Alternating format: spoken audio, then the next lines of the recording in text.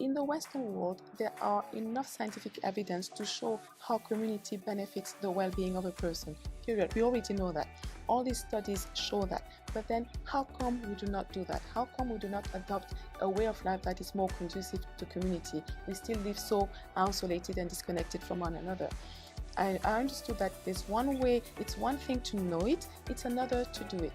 Then, therefore, how can we bring that in? How can we have a way of life that is more conducive to this kind of life that I'm talking about?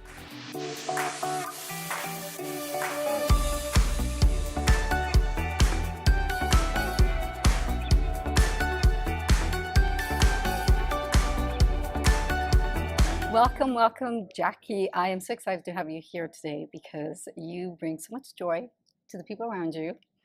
And I want the world to know you, and I want the world to hear your story and what you're all about, because I feel that you enlighten everyone that comes in contact with you or hears from you. So I feel super blessed that I know you and that you're here in person to do this. You're so kind. Thank you so much. I do feel blessed not only to know you, but also to be here, to be part of what you're creating, because you create so much beauty. You create something that we all need and that we all want also. Not only we need it, but we also want it, and you do it so well. With class, I might add. Oh, yes. You're so sweet. Thank you.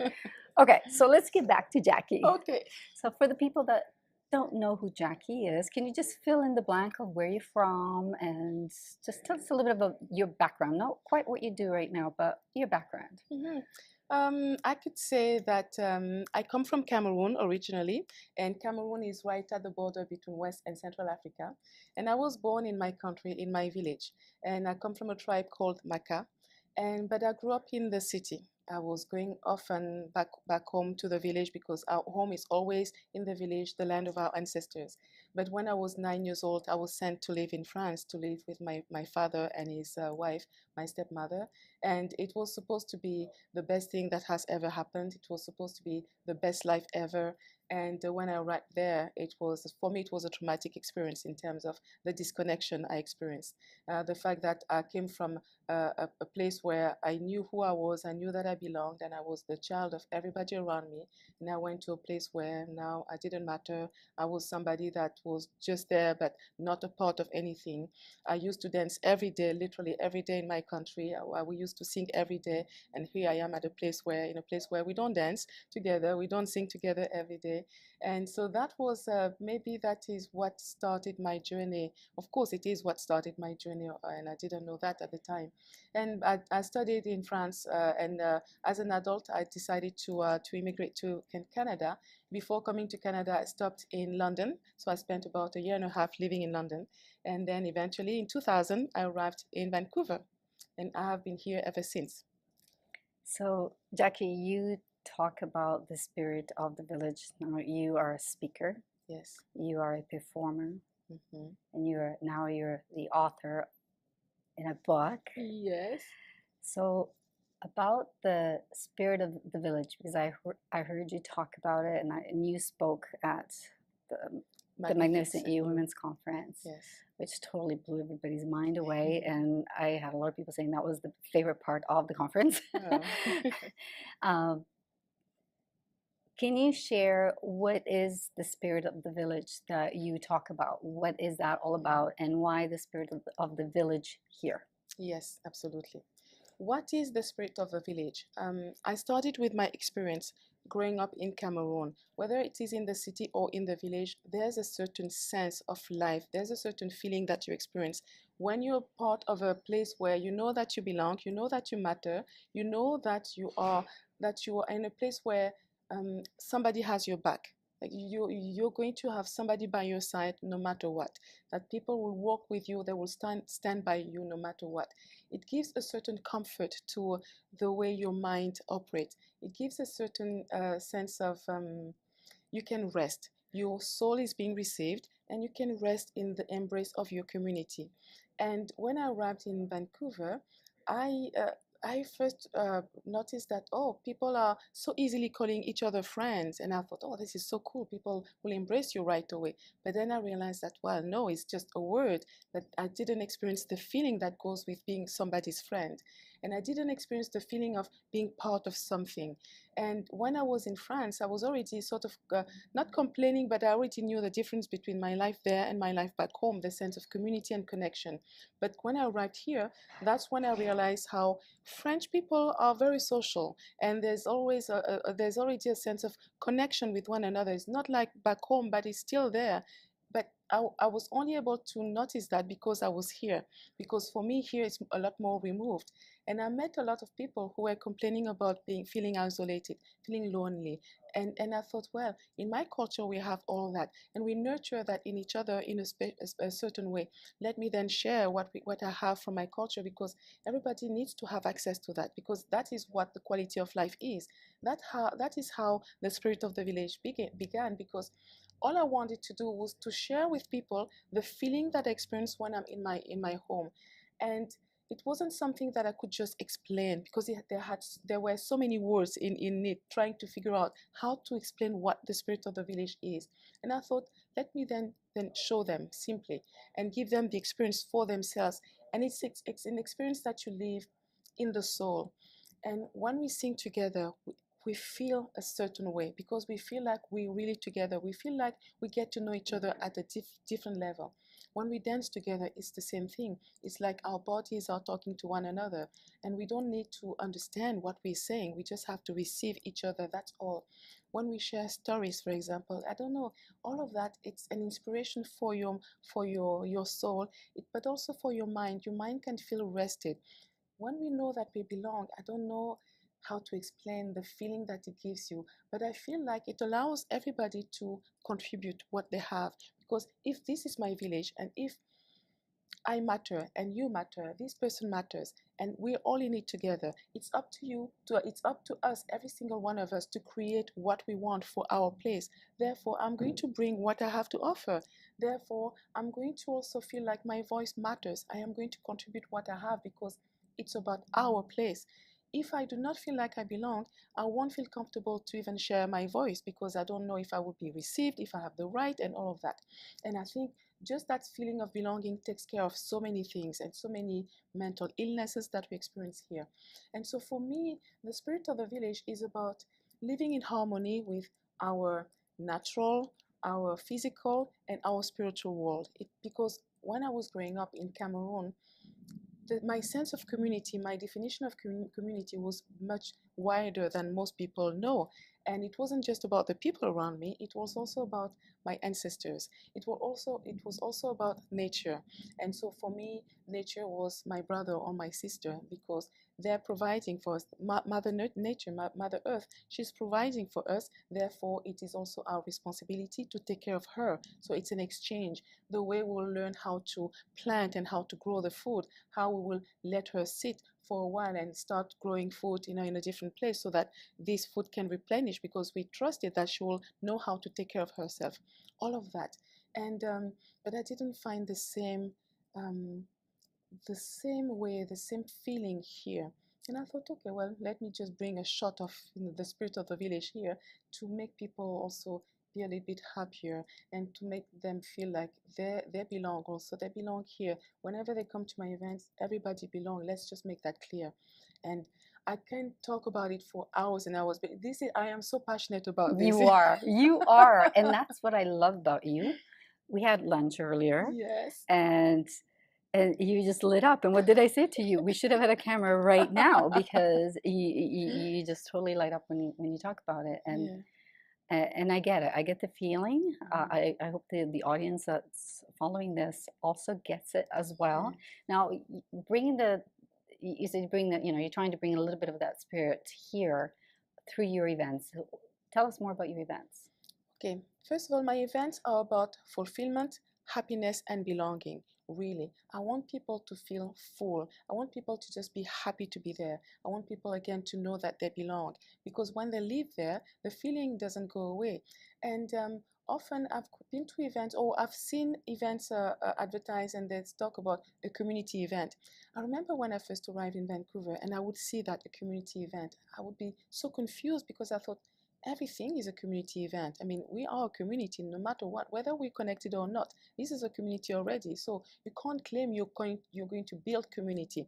That's an expression that I don't understand. What do you mean building community? It's already there. We can empower it, we can make it better, whatever, but it's already there. We just have to then go a little bit deeper, that's all. And so my events are the fact that I acknowledge that there's already a community here. This is the way we are going to interact. This community can interact much better in a way that we, as I said, we belong, but mostly it's about how do you see another person? How do you care for another person, whether you know them or not? When I first created my event called The Spirit of the Village, this came because of an event. I was teaching African dance for many years, and I was also cooking a lot on TV. I don't know why many TV shows were inviting me to share a meal from my country. So I would cook, and so many people saw me cooking so many different meals. They were convinced that I had a restaurant. And so many times in the bus, people will say, "Oh, I recognize you. I saw you cook. Oh, it's you, you're that lady." And many people will say, "Oh, where do we enjoy your food? Where's your restaurants? We don't know. We want to eat your food." And I would say, "Well, no, I don't have a restaurant. I'm just sharing that because I love to share this." And that's when I thought, you know what, I need to do something for people to come and actually taste the food. And at the time, I had so many students because I was teaching so many classes. And I thought, actually, I want them to share with their own family and friends another aspect of what they do. So they love to come to African dance. Okay, well, we're going to have a choreography where they can perform in front of their friends. I'm going to cook so that they can taste my food, but I'm going to also have a friend to tell stories, a storyteller, so that we can spend an evening like we would in a village. In a village, women would cook together. Well, we couldn't do that, but I cooked. But then we eat together. And then we dance together, we play music together, we share stories together. But most importantly, we are a village together. It means that when we have children around, they are everybody's children, not just my children and your children. So I created an event where I had round tables so that people who do not know each other can start mingling. When we were eating, no, there was no performance happening because I wanted people to just start having conversations. And I remember one time at that one event, two women came to me. They were elderly women. They had, like, they were close to tears, and they thanked me so profoundly. And they said, "Wow, haven't spent an evening like this in a long time." And they said one of the part that they enjoyed the most was the fact that they were sitting at the table with a family with two young kids. So they got to be grandmas for these kids, for that one evening. Because I always say, oh, if there's one grandma or one grandpa at the table, they are your grandma and your grandpa, period. If there's one in the whole room, then this is the grandpa of the whole village, and that's it. That is the way our village operates. And it just gives people permission, you see. It gives you, as a woman, if you're 70 years old, it gives you permission to be this child's grandma. You don't need to ask permission. It just makes sense. And then you are this other woman's mother, you are this boy's mother, and all of that. And so we have the sense of, oh, these are my brothers and sisters, these are my children, and that's just it. And so for me, giving people that experience means that we are going to take better care of one another, because I don't need you to be my closest friend to care for you, because we're human beings, and there are needs that we have and that we can fulfill for one another, regardless of whether we're close to one another or not. And to me, it begins right there, because when I was growing up, one of the key things that we teach our children, it's the first thing is all about your character, and it's also about your ability to interact with one another. Because what's the point of being a math genius, for example, if you don't know how to relate to another human being? And because what we do for one another is precisely for one another, and you cannot create something to benefit another person if you do not understand that other person. So the moment that you feel that you have a connection with people and you have a sense of responsibility, in our village we're taught to have that we are responsible for each other's well-being. When we have that, then we make sure that everybody is okay in the village, because if one person is not okay, it's going to affect everybody. And that is why we get involved in each other's life. You can still have a private life, of course, you can still have a lot of privacy to a certain degree, but the thing is, even when, let's say, a husband and wife are fighting, we know it's going to affect the whole village. So if you're not able to resolve your differences, other people are going to intervene, starting with your family members. If it's still not okay, then it goes to the point where the village has to intervene if it's affecting the harmony of the whole village. It might seem intrusive, from a distance, but you see, if you believe that you're all connected, it makes sense, because eventually it's always going to affect another person. Doesn't matter how, we know that it's going to affect. So we might as well take care of it ourselves right away. So we begin by giving the tools to the people to know how to take care of one another and resolve their differences. But if they can't do that, they need help. And they have to accept it also, because it's just part of the way we live. And it has always been important for me to share that I'm not saying that I'm going to turn everybody into an African person and with all of those, because yes, we can still have our way of life here, but incorporate more of that sense of feeling connected to one another, to the point where your well-being is my concern, you see, and it changes. To me, it is a game changer. You answered the question before I asked you, because I was going to say, has anyone said to you, you're trying to change us into your ways, but that's what happens in your country, and has anyone? No, because I've always made that clear, though. Mm-hmm. I've always said that I do not expect people here to become African people. But at the end of the day, though, we can all care for one another, but it all depends of the values that we were brought up in. And because I really understand, I mean, if somebody was brought up with more individualistic values, and no right or wrong, it's just what it is. But then we have to look at the result. When I look at the result here in Vancouver, we know that isolation and disconnection, are one of the most alarming health issues, social issues. It's period. not just here. It's not just here, yeah. exactly. That's true. The World Health Organization has said that by 2020, isolation, loneliness, disconnection is the second most alarming how did they say that? Disabling condition in the world, everywhere. Can you imagine? And 2020 is just, next tomorrow, basically. And I'm thinking, this doesn't make any sense whatsoever. It doesn't cost anything to have that sense of connection. And so, but I realized that, okay, if we are programmed that way, the things that we do on autopilot is not going to change tomorrow. In the Western world, there are enough scientific evidence to show how community benefits the well-being of a person, period. We already know that. All these studies show that. But then how come we do not do that? How come we do not adopt a way of life that is more conducive to community? We still live so isolated and disconnected from one another. I understood that there's one way, it's one thing to know it, it's another to do it. Then, therefore, how can we bring that in? How can we have a way of life that is more conducive to this kind of life that I'm talking about? When I arrived in Vancouver, I was so excited to see all these community centers, and I was really happy. I remember the first time I set foot at a community center, I'm not sure which one, I thought it was the one at the Roundhouse, downtown Vancouver. And I went there because I expected to find the people there. I thought it was like in my village, where we have a place where people come together. And we already live connected, and yet we have a place where people come together. You know what that place looks like? It just has a rooftop, raffia, no walls, just the post, to carry the roof, and that's it. And then benches around, and we sit there, rain or shine, we inside and we connecting, because that's it. You don't need the infrastructures. If you can have them, that's great. But with or without, we're going to connect, period. And I thought, okay, this is a place where people come and connect. And I will go there, and I thought, there are not that many people in here. And then I'll go to some events or some programs, and I'll notice that, okay, people come to a class and they're happy in the class, and then they leave, and they're not really stay connected or connecting with one another. And I thought, well, that doesn't make any sense whatsoever. That's when I realized that, well, it's not about having the right place. If you have a mindset that is about connection, that is what is the most important thing for you, doesn't matter what you find, you're always going to find a way to connect with another person, period. And I thought, okay, that's where we have to change. But we don't change like this. You know, it doesn't matter how much we want, we don't change like this. So I thought, okay, let's give people an experience, a positive experience of that. That's what I'm talking about, the connection and this and being with one another.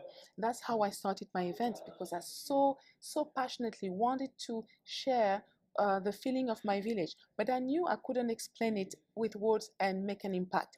And I was feeling like I was walking around with that feeling in my chest. All I wanted to do was to take it and then put it in someone else's chest, so that they know, you know, so that they are okay, so that they don't feel lonely or isolated anymore. And I thought, okay, at these events, if I can just create that even for one evening, that's great. And it was successful. I was cooking for 250 people. It was a lot of work. That's a big group. Oh, That's believe a me, lot of people to feed. it would take me 2 weeks to It was recover. just you Me cooking? cooking. Well, I would have my students come and help me chop, you know, and it would just be so cool because they'll come and they will do the chopping. But then at some point, I'll send everybody home so that I can just cook, because then the cooking, I know what to do, and it's much easier when I do it on my own. But it will still be a lot of work. But I love cooking, so I would just be doing that joyfully, because I always picture the people eating and being happy. It was just so much fun. But you know, eventually though, it wasn't enough for me, because it's one thing for you to come to the event and have this feeling. But then what? You go home, and then what's going to happen? You're going to go back to the same thing, because change is not going to happen because you have this one great experience. And I thought, then how can I create a way to get people to want this more and more? Because yes, we understand that it's not going to happen tomorrow, but I also understand that people do not necessarily know how to do it themselves, how to put themselves in this place. Because it's not just about, again, an event. It's about the feeling, but also it's about the feeling of feeling safe in a structure, in a container. We have to create the right container for people to relax, for their soul to feel like, okay, now I'm among friends. You see, that's it. I am among friends. I can relax, and I'm being received. For me, when I create my events, there's an intention there, a very clear intention. I want people to feel received. I want their soul to feel at home. And I picture my village, and I want them to be in a village. And I know it works because I've been told that many times. Women will come to me and say, I felt like I was in a village with you. And my heart, I'm thinking, that's exactly it. You know, I don't know how it happens, but they have that feeling. One day, eventually, I want to take them in a village, in my village or someone else's village, because it's not just about my village, but it is in my culture. I've had people tell me that they've been to Africa and they've felt so welcome, so received there in a way that they've never felt in their own place. I'm thinking, and they didn't understand. And I knew, and I was thinking, yes, it makes sense to me, because the whole culture, like, you know, I can't, we say African culture, but you know, there are many cultures in Africa, but generally speaking, in many places in Africa, many cultures in Africa, it's all about that sense of connection, because we really understand that life is about that we are really connected, not only to one another, but also to our ancestors. And therefore, it's about us receiving the souls, all the souls that come here. You're welcome home. And because we're greeting people from that place, whether we say it or not, it doesn't matter. This is how we feel inside, and people pick it up. Yeah, right? You pick it up. You don't know what's going on intellectually, but your body feels it. Your souls know it, and that's why you feel so welcome.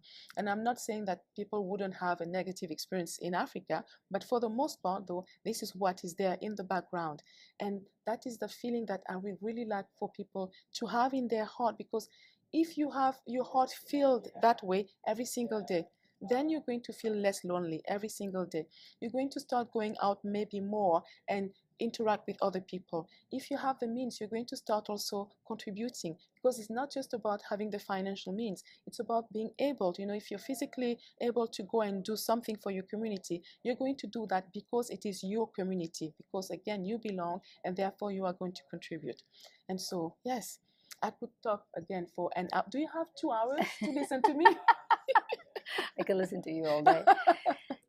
Jacky, when you talk about this, I mean, from my background, I mean, I grew up in Sicily. That's where I'm from, and we have, and I don't know if this is from the influence from Africa or from other cultures, because Sicily was conquered by a lot of different cultures. Yeah.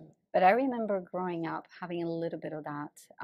I remember my grandmother's. I lived with my grandparents for 3 years when I was younger, and I remember the neighbor used to come every afternoon to just have coffee. It was just like a routine. She was not family, but they just sat there and they talked, and Yes, they had that going.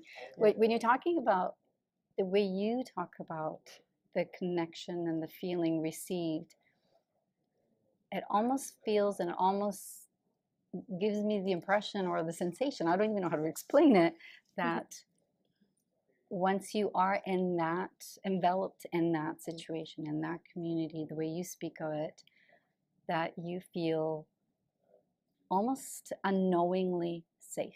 Absolutely. That's exactly the word that was running through my mind as you were finishing your sentence. You do feel safe. You feel enveloped. You use that word, that exactly. You feel wrapped in it. There's it's so difficult to explain. So I always give examples so that people have a sense of what I'm saying. When I was a child, I was taught to consider everyone as a potential member of my family. Therefore, any woman around me who was old enough to be a mother was my mom. And so I had Mama Justine, there was Mama Jeannette, Mama Lucie, Manga, Marjo, all these mamas, Mama Marie, all these mama were my mom. So I had to call them mama, period, because they were my moms. All the men, were my dad too. Papa Isidore, Papa this, all of these men. And because, if anything had happened to my mom, one of these moms would have become my mom, period. So we take it for granted that this is just the way it is. This is so. And therefore, because of that, if I go to any of these moms' house, if I go and visit Mama Marie, let's say she's the mother of one of my friends, therefore I become her daughter because I'm friends with her daughter, and her daughter is also my sister. If I'm at her house, she has the responsibility to feed me, period. And so she will call me my daughter. If I'm in the market with my mom, we shopping, and let's say as I was a child, so if I was too small, maybe, and I would slow down my mom, she would just leave me with one of the vendors and say, okay, can you keep an eye on your daughter here? I'm going to quickly run this errand. And the woman would say, oh yeah, of course, come sit here, my daughter, come and sit next to me. And she'll just take care of me. And to me, that was just normal. So you just feel enveloped in that loving bubble of I am home, yeah, this is my mom, and she'll take it. You know that you're going to be taken care of. Believe me, it is an experience that is so unique and that is so healthy. That is just the greatest experience. We don't need to have any fancy stuff around. It's nice to have the extra fancy stuff, but that one alone, starting with your life this way, it just sets a different tone for your life.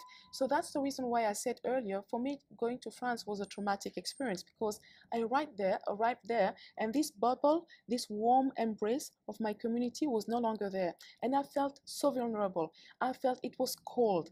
I arrived, it was during the summer, so it was warm and hot, but I felt so cold because I was missing that bubble. I started to make friends, but I couldn't call their mothers mama like I used to. That for me, it's bizarre when we look at it from an intellectual perspective. But for a child, I was 9 years old, and for me, first of all, it didn't feel right, but mostly I didn't feel like I was being taken care of anymore, because I was nobody anymore. I didn't matter. Nobody had my back. Nobody was coming. If I hurt myself, nobody will come. Oh, my child, come, let me go and clean your wounds at home. No, I'm not saying that people were heartless. Somebody would have come and said, oh, I'm so sorry, and that would have been it. Wouldn't have been the same like, you're my daughter, let me take care of you. You see, that makes a big difference. So you do feel safe because you feel like everybody has your back, and you feel also protected, because if something happens to you, everybody is going to come and say, no, no, no, no, what are you doing to this child? But when I was in France, my life it was very difficult in the house and everything, but nobody was coming to say, no, no, what are you doing to this child? This is not right, you see? So I didn't feel safe, even though apparently that was the best place in the world to be. Like, really, there's so many different ways to look at life, really.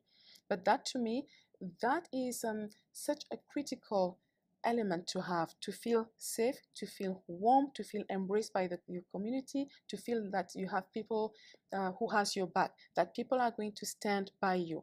In our traditions, let me give you an example. When two people decide to be married, first of all, it's not just about the two people. It's about the entire family, because the two families are marrying each other. It is also about the whole community. Now, typically, different tribes have different things. So in my tribe, for example, my tribe is called Maka. It's a 3-step process. The very first step is about the family of the groom going to introduce themselves to the family of the girl. And what they say is this. They're saying, oh, we simply wanted to come and introduce ourselves and let you know that when your daughter disappears, when you don't see her around anymore, is because she's with us, and we love her so much that we have adopted her as our daughter. So we just want you to be at peace knowing that she's being taken care of, because she's really our daughter now. And that's just it. But the thing is, if this delegation is not big enough, if this guy comes with 2 or 3 people, the family of the girl is going to think that, if these people, they don't have many people standing by them, what's wrong with them, that they do not have the support of an entire community? We don't want our daughter to go to a family that is not supported by their own community. So you have to come with enough representation so that we know that you are a family who has that support, because for us, that is the source of our wealth. It's the other people around us, because when we need something, they're going to be there for us. And that is such a critical piece, and it begins right there. When the 2 people are going to start their lives together, we look at who is there standing up behind them. So it is very important. Yes. Beautiful.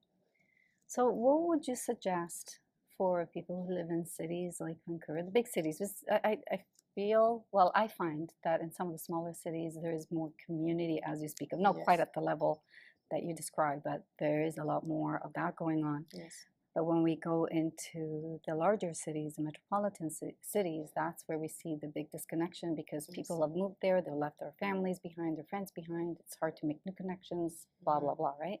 So with your experience and what you bring with the spirit of the village and all the work that you do to make this happen, what kind of tips can you give to people who are listening to this, who are watching this?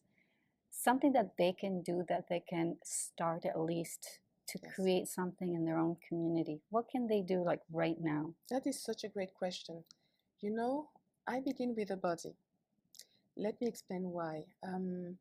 With the body? The body. Okay. You have to develop your ability to feel and to sense. Okay.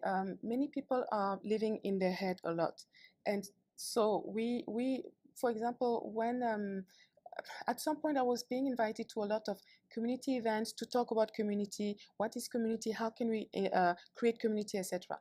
And then people will talk, and then we'll do this and create this and that. And I'm thinking, wow, these are endless discussions. And one day I realized that here's the difference. If you were to go to my village and ask my elders, what is community and how do we create community? They will have no clue what you're talking about, because we don't have the word community in our language. So they don't have a definition of community, they don't have the word, and yet they live as a community. So it's something that you experience more than you have a definition for. And therefore, to me, community is a feeling. But the feeling, where does the feeling live? In the body. So if we disconnect it from our body and we don't have the ability to sense and to feel, how can we really experience and receive that experience? Because you see, when we disconnect it like this, when we receive an authentic experience of community, it can be, we can feel vulnerable. It can feel uncomfortable, especially when it's so big and so full, because we're not used to. You see what I mean? Really. And some people, I've experienced that. Some people actually are a little bit afraid of that. Some women have told me, coming to my classes or my workshops, my healing dance workshop, they were feeling intimidated by that. Eventually they came. One woman, it took her 7 years. And when she came, she just felt so full because she felt fed. And I'm thinking that, yeah, because at my events, we open ourselves, so that we can feel more. When you feel more, you open yourself, you really feel vulnerable. And that is the truth, that is the reality. But when you know that you are in a safe environment, that's why creating a safe container is so important.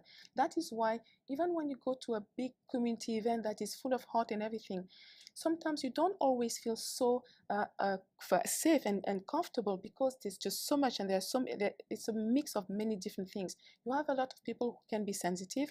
When they're sensitive, they pick up a lot of things, and you don't know how to deal with that. So begin with a small contained thing where you start exercising your muscles. Like, it really is that way. You start feeling, exactly, physically, you start being more and more comfortable with feeling the people around you, because you can't You can't receive community if you're not feeling comfortable with the community that is inside of you already. This is true because we are so many personalities inside. So you start feeling yourself. It begins inside. Here's what I do and what I also do for people. Singing, to me, in my village, in my culture, when we sing, we're singing for the soul. So when we sing, we're creating an experience of comfort. So you hear the song, and sometimes when I do an event and I have people sing, we sing together. Often people ask me, "Oh, what are we singing? What are we saying in the song?" I always say, it doesn't matter. It really doesn't matter what we're singing about. A lot of our songs actually do not have any meaning, and this is how I explain that. Imagine you're singing for your baby and you're trying to put your baby to sleep. And they're crying, but you want to comfort them. You're going to sing a song to comfort the baby. The baby doesn't know what the song means. They have no clue what the words are, but they're going to get the intention. And that is what I want to say. So when you feel the intention, you get a sense of relief. So if we're singing for our soul, we're giving the soul this sense of comfort, this sense of, okay, I'm safe. You start practicing that way. Just starting there. Start singing. Just singing to yourself. It doesn't matter what you're singing. Singing in the shower is good. Singing in the shower, but but with that intention though, not just to blast and because we can sing to release, but here we want to sing just for your soul to feel comfortable, to feel comforted, just to say you're okay. To soothe it. To soothe, thank you, that's the right word. To soothe your soul, just to say it's okay. It doesn't matter what you're going through right now. I'm okay. When you start doing I like that you said that. Right? I like that you said that. Yes, because little by little, your soul is going to drive you to the experiences that are going to bring more of that. You see, because you have to trust your body to know what your body needs. Your body really knows. There's a wisdom of the body that we talk about. People understand that and they agree with that, but they do not give a chance to their body to really do its thing, because we always come from here. We've been taught to intellectualize everything. Eckhart Tolle said that the West is the most mind-dominated of all cultures. That is very true. But you can't do everything from the mind. You have to go into the body. So singing for yourself is one thing. Dancing is another thing, to awaken the body and to also bring yourself back in the present moment. You know what? Something as simple as just shake, just like that, and then just There are a lot of belly just dancers like watching this too. Here we because go. we do have some people who are following that are yeah. from my belly dance Well, crowd. Don't you feel better when you do that? Yes, Really, and you know what? When you talk about having that feeling of connection, and you haven't specifically used the word class but that's what we use here, yes. Right? That with my personal experience, I've seen that where the people that come to classes, they bond and they create that becomes their. I remember when I closed my studio, people were crying. They're saying this was my second home. Yes. So I totally get it. Totally get it. Yeah. And it's so true, because that is where, why also, what happens when we come together like this? We think that we decided with our mind to come, but it is the soul that decided that, okay, I need this. And the soul gets you to find the right place for you. And when you have a space, when you created the space and this class with that intention to bring women together, whether you say it or not, this is what they get, because the soul gets it. And so of course it's going to be a traumatic experience for them to see their second home closing down, because they know that, where am I going to get it again? Mm-hmm. But when you have it inside, and you how do you say that, you trust your intuition, you trust your soul will lead you to the place where you can have it again. It is true. Now you want to go to somebody who is really coming from that place of looking after the well-being of the soul. It's not just about creating the perfect space. It really isn't. Nice space it's wonderful. It's a great thing to have. But the place that I come with in creating this space is the most important thing. So if I know that, okay, my intention is to create a safe environment for people to come together, starting with women. I do a lot of work with women. For these women to come together, it doesn't matter what's happening in their lives, just to come to have a rest, to feel received, to know that their soul is being received. Because there's nothing more difficult and more sad and more, traumatic than to be in a place where you do not feel that you're received. You feel like you're so small. You don't understand what's going on, even in a place where people are calling you, oh, my friend. No, you have to have that experience inside of you. once you have that experience, you have to be able to feel it and to receive it also, because it also begins with you. I can give you the best experience possible. If you're not able to open yourself to that experience, it's not going to do anything for you. That's why I said you have to start with your body, with your ability to receive. You have to be able to receive more, because we shrink to the level of what we have experienced, right? So if you're used to feeling isolated, this is going to be your normal. The moment you open a little bit, it's going to feel uncomfortable at first, but then eventually it's going to feel so comfortable, so good and so fulfilling. You're going to want more of that. Doesn't it free you? Oh my God, you know, It you can't describe off that. the weight. Absolutely, yes, exactly. You're lifting off the weight. I know there are people who can see energy. Some people say, for example, oh, you just dropped like 50 pounds in energy, and it is very true. But the thing is, you cannot get more, you cannot be felt more if you're not able to receive more. So you have to let go of something. You have to let go of that fear. And so being in a safe environment will allow you to expand a little bit. You test it, right? Because of course you want to be safe and take care of yourself, but test it a little bit. That's why I said start with your body. Once you have that, you trust your body to take you to those places where you can feed your soul more and more of this nurturing energy. So we start with the body. Uh-huh. Tell us, are you willing to share what's in the book, what you wrote? Yes, it's funny. I have a couple of friends. So the book is called A Women of Worth. So it's a collaborative book where 15 women are sharing their stories of life and leadership and everything. And so a lot of women have gone through a lot of challenges. You know, sometimes you see a woman, she's like, I look at you, you're so you look so comfortable, so confident, you look so classy and so happy. And so we can conclude that, oh, she's got it all, she has it all figured out and everything. People wouldn't know your story, wouldn't know your background. They don't know that you had to overcome some major obstacles. And so the women who are going through these obstacles, you want them to know that you can also have what I have today, because I didn't always have this. And so for them to know that will give them hope, will give them inspiration, will give them a sense of, okay, so maybe it is possible for me too. And that's really all we need sometimes. And this book is designed for that. But mine is a little bit different, because I didn't, my story, in the whole book.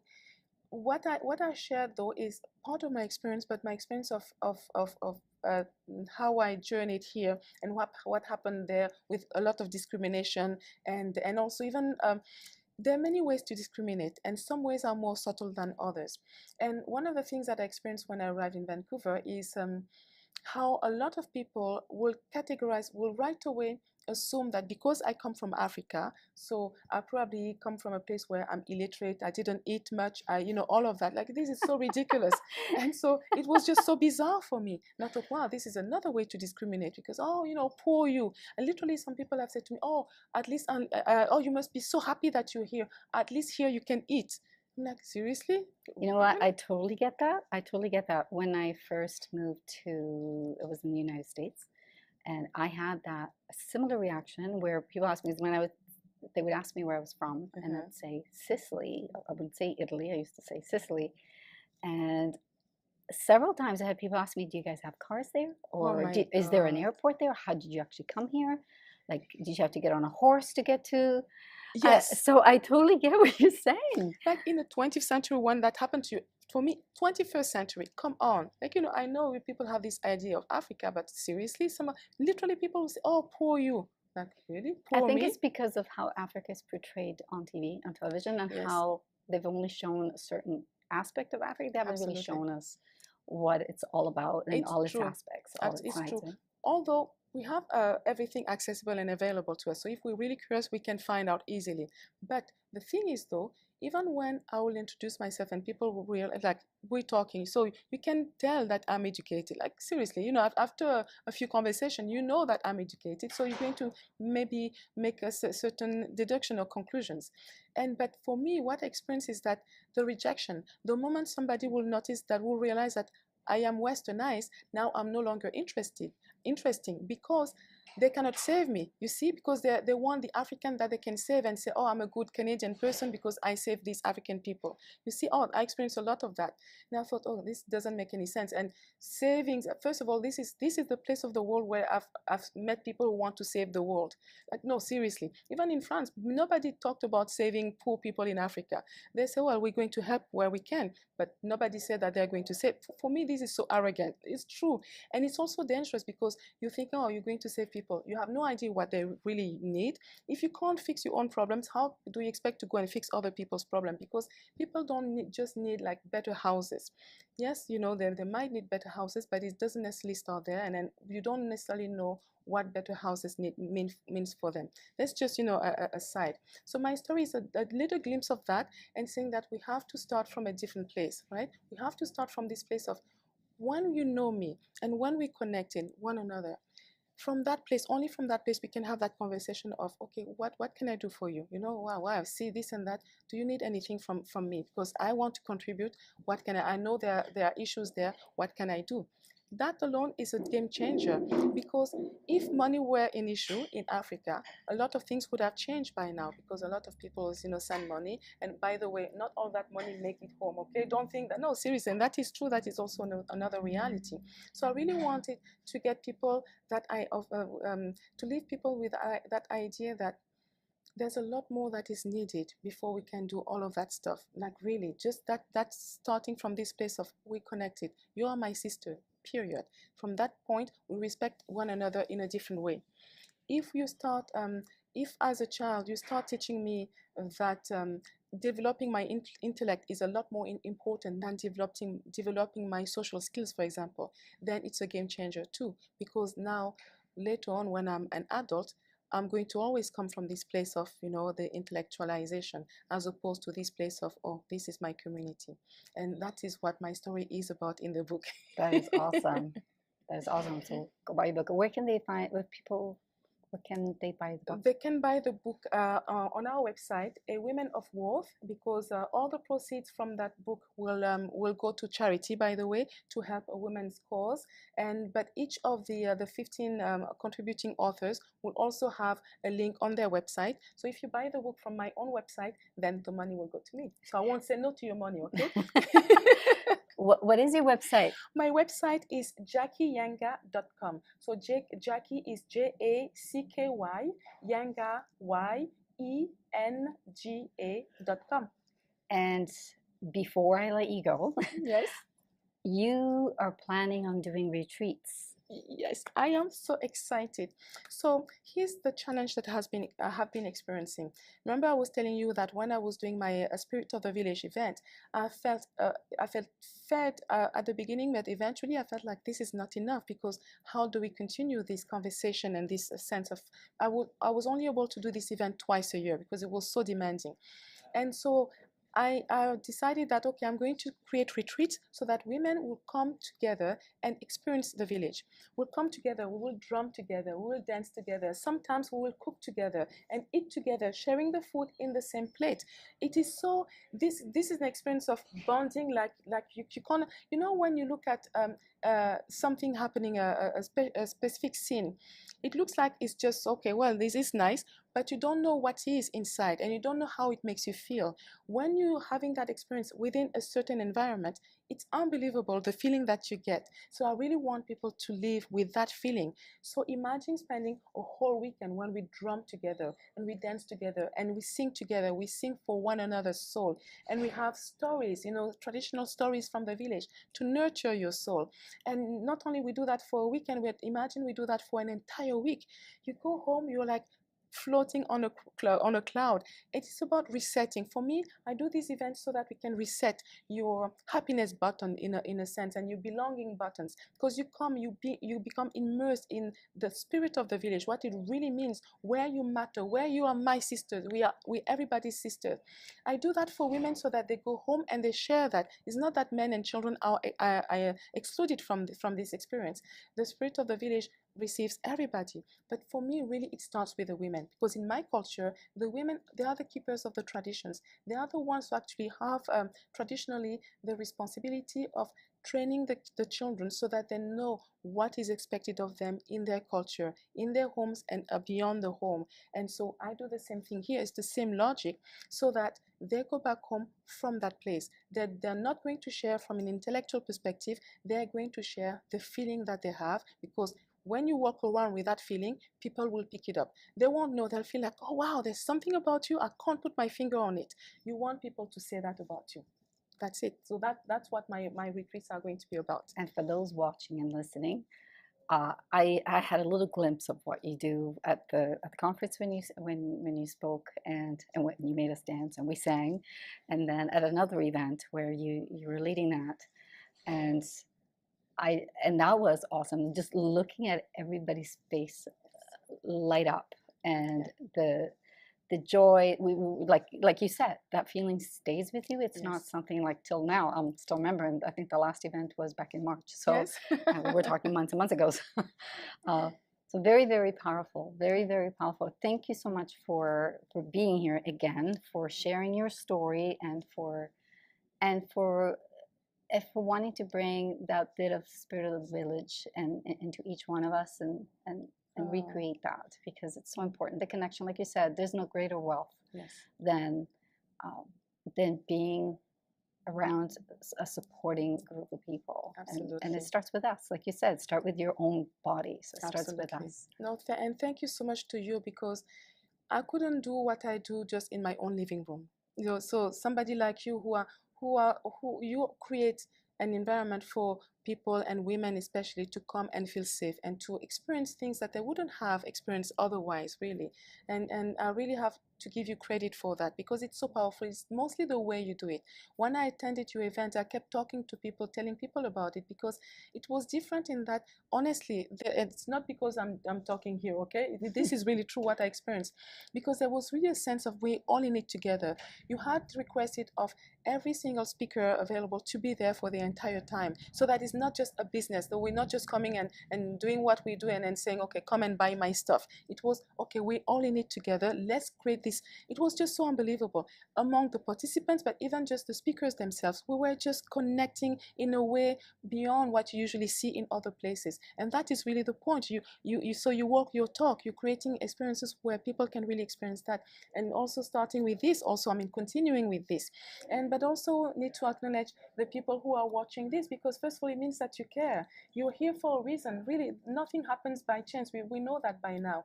And I encourage you to keep supporting events like this particular podcast, because hopefully it fits you. The speaker before me, the speaker after me, it doesn't matter who is there, but we all come and share from that place, because we want to contribute. And it's not really about promoting what we do. It really isn't, because at the end of the day, we promote what we do because we believe in what we do. We believe that it can help improve somebody else's life. And we can do that in so many different ways. What I do is very unique to me, but another person doing their thing will also contribute to you. And so thank you for being here. Thank you for listening. And I would like to leave with a little gift. Can I sing a song for you? Absolutely. Okay. So this is a song from my own village. And this song is saying, sometimes it's so difficult to translate, because you have to translate an intention, see something behind, beyond the words themselves. But this song is really mostly about I don't know. It's about surrender. That's it. I call it my surrender song. I was trying to remember the word that I used for it. I call it the surrender song. It means that it's saying that. Let me sing the song. It doesn't matter what it means, because your soul will get it. Okay, I don't need to talk to your mind right now. It goes like this. Aye, aye, aye, aye, aye, aye. Bituman tome kule, aye. O kajo papa o, aye. Manga jo mama o, aye. O kataganyanga chonge, ayo. Bituman tome kule, aye. Aye, aye. Aye, ayo, aye, aye, Mitung toma kule, aye. O kadaganyanga longe, aye. O kadaganyanga ke, aye. O kaja nyana, aye. Mitung toma kule, aye. O kadagamanga ke, aye. Ongampuna manga duge, aye. O kadagamanga ko, ayo. Mitung toma kule, aye. Aye, aye, aye, ayo, aye, aye, mituma toma kule, aye, manga soma wongo, aye, me badugu wa muse, aye, okadugu manga gwe, ayo, mituma toma kule, aye, aye, aye. Aye, aye, aye, aye. Mitoma toma kule, aye. Thank you so much. Thank you. Oh, my Beautiful. pleasure. You are my sister. Oh,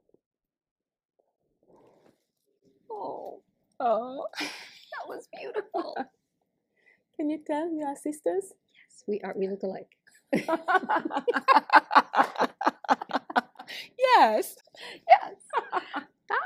Go check Bye. out her website and her retreats. Gotta Come be dance there. with me and sing with me, okay? Gotta be And there. drum. Gotta be there.